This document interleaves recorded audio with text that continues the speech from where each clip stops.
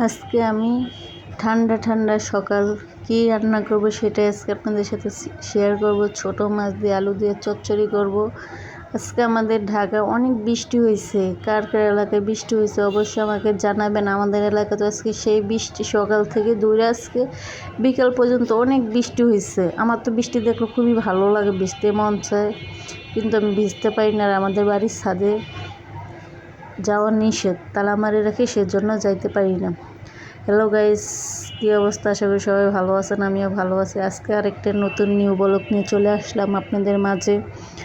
আশা করি সবাই আমার পাশে থাকবেন, আমার ভিডিওটা সবাই অবশ্যই দেখবেন, শেয়ার করে দিবেন।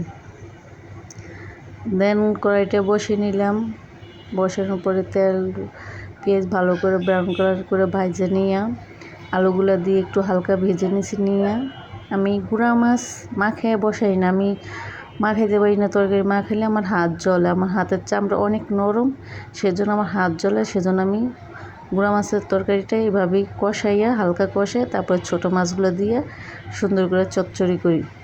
তো পরিমাণ মতো হলুদ মরিচ সব দিয়ে দিছি, কাঁচামরিচ দিয়েছে, দিয়ে ভালো করে একটু ভালো করে কষাবো। একটু কষায় হালকা পানি দিব, পানি দিয়ে ভালো করে আর একটু ঢাকনা দিয়ে ভালো করে কষিয়ে নিব, যাতে পরবর্তীতে বেশি একটা জাল না দেওয়া লাগে। দেন ফাইনালি আমার তরকারিটা কষানো হয়ে গেছে। আমি একটু বাইরে জানালাটা খুলে দিয়েছি, যেহেতু অন্ধকার দেখা যাইতেছে। বাইরে খুবই বৃষ্টি, প্রচণ্ড বৃষ্টি আমাদের এলাকায়। আজকে সকালে এত ভালো লাগছে রান্না করতে। ঘরের ভিতরে কিচেন রুম, তো একটা রুমের ভিতরে একটা কিচেন রুম, সেজন্য অনেক গরম লাগে, রান্না করতে গেলে অনেক অস্থির লাগে। তা আজকে সকালটা অনেক ভালো লাগছে, যেহেতু আজকে বৃষ্টি হয়েছে, অনেক বৃষ্টি। তো বৃষ্টিটা আজকে আপনাদের সাথে শেয়ার করবো। এখন আমি ছোটো মাছ দিয়ে ভালো করে একটু লাইড়ে ছেড়ে দিয়ে একটু ঢাকনা দিয়ে দেবো, তার মাঝে আপনাদের সাথে বৃষ্টিটা শেয়ার করব।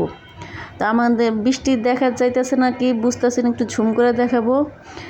তো দেখেন যে বৃষ্টি পড়তেছে, যে আমাদের বাসার পিছনে অনেক সুন্দর একটা জায়গা, এখানে বৃষ্টি হইতে হইতে বৃষ্টির পানি জমতে জমতে ফেনা হয়ে গেছে। কার কার এলাকায় এই ফেনাটা চিনেন নাকি অবশ্যই জানাবে, আমরা তো ফেনা বলি।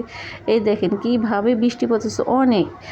এখানে মনে করেন এই ফেনার ভিতরে কলমি শাক আছে, কচুর শাক আছে, অনেক ধরনের শাক আছে, লম্বা কলমি শাক, এমনি কলমি শাক, মানে 2 ধরনের কলমি শাক হয় না, সেই 2 ধরনের কলমি শাক আছে। দেন এখন আমি আমার তরকারিটা কষানো হয়ে গেছে। এখন আমি পরিমাণ মতো হালকা একটু লাড়াচাড়া দিয়ে পানি দিয়ে দিব, দিয়ে ভালো করে একটু ঢাকনা দিয়ে আবার একটু কষিয়ে নিব, যাতে তরকারিটা ভালো করে সুন্দর করে হয়।